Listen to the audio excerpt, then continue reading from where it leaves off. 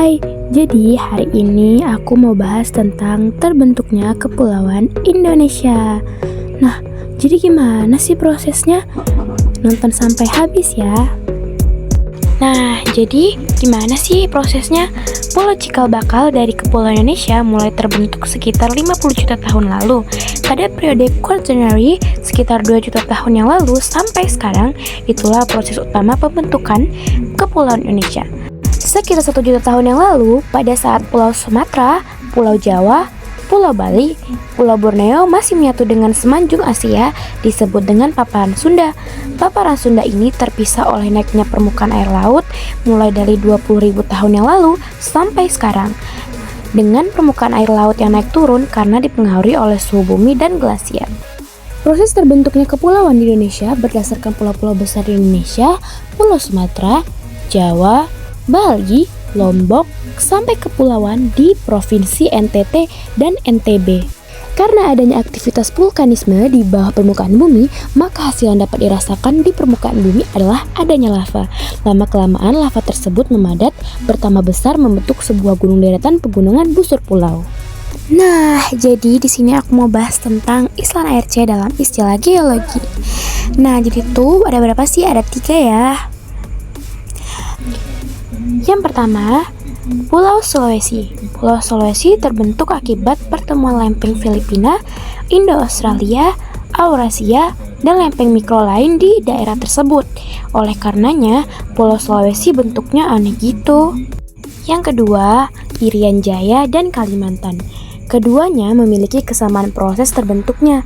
Mereka terbentuk dari pecahan super benua pada awal terbentuknya permukaan bumi, sesuai teori plate tektonik yang menyebutkan bahwa dahulu seluruh daratan di muka bumi ini adalah satu daratan yang maha luas bernama Pangea, lalu terpecah menjadi 2 yaitu Gondwana di selatan dan Laurasia di utara.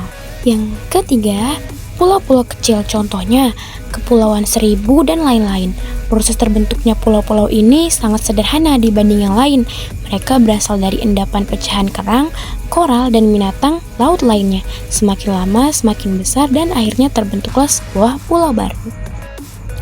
Sekarang, kita mau bahas tentang teori terbentuknya Kepulauan Indonesia. Teori terbentuknya Kepulauan Indonesia ada banyak teori dan penjelasan tentang penciptaan bumi mulai dari mitos sampai kepada penjelasan agama dan ilmu pengetahuan. Nah, kali ini belajar sejarah sebagai cabang keilmuan. Pembahasannya adalah pendekatan ilmu pengetahuan, yakni asumsi-asumsi ilmiah yang kiranya juga tidak perlu bertentangan dengan ajaran agama. Teori ini menyatakan bahwa alam semesta mulanya terbentuk gumpalan gas yang mengisi seluruh ruang jagat raya. Jika digunakan teleskop besar Mount Wilson untuk mengamatinya, akan terlihat ruang jagat raya itu luasnya mencapai radius 500 juta tahun cahaya.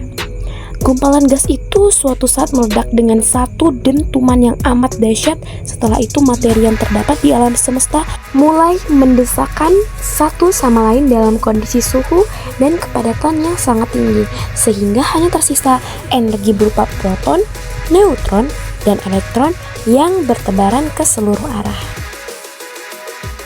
Ledakan dahsyat itu menimbulkan gelembung-gelembung alam semesta yang menyebar dan mengembung ke seluruh penjuru sehingga membentuk galaksi-galaksi, bintang-bintang, matahari, planet-planet, bumi, bulan, dan meteorit. Selanjutnya, proses evolusi alam semesta itu memakan waktu kosmologis yang sangat lama sampai berjuta tahun. Terjadinya evolusi bumi sampai adanya kehidupan memakan waktu yang sangat panjang. Ilmu paleontologi membaginya dalam 6 tahap waktu geologis, masing-masing ditandai oleh peristiwa alam yang menonjol, seperti munculnya gunung-gunung, benua, dan makhluk hidup yang paling sederhana. Proses evolusi bumi ada 4.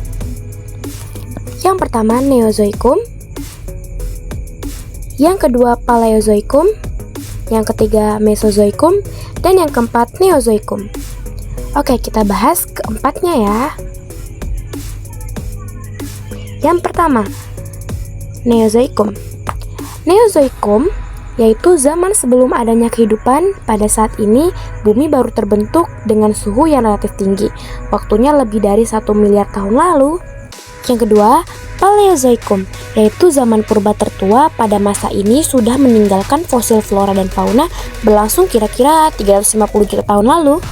Yang ketiga, Mesozoikum, yaitu zaman purba tengah. Pada masa ini hewan mamalia atau menyusui, hewan amfibi, burung, dan tumbuhan berbunga mulai ada. Lamanya kira-kira 140 juta tahun. Keempat, Neozoikum, yaitu zaman purba baru dimulai sejak 60 juta tahun lalu. Zaman ini dapat terbagi lagi menjadi dua tahap, tersier dan kuarter. Zaman es mulai menyusut dan makhluk-makhluk tingkat tinggi dan manusia mulai hidup. Nah, segitu aja pembahasan tentang terbentuknya Kepulauan Indonesia. Terima kasih ya. Bye-bye semua.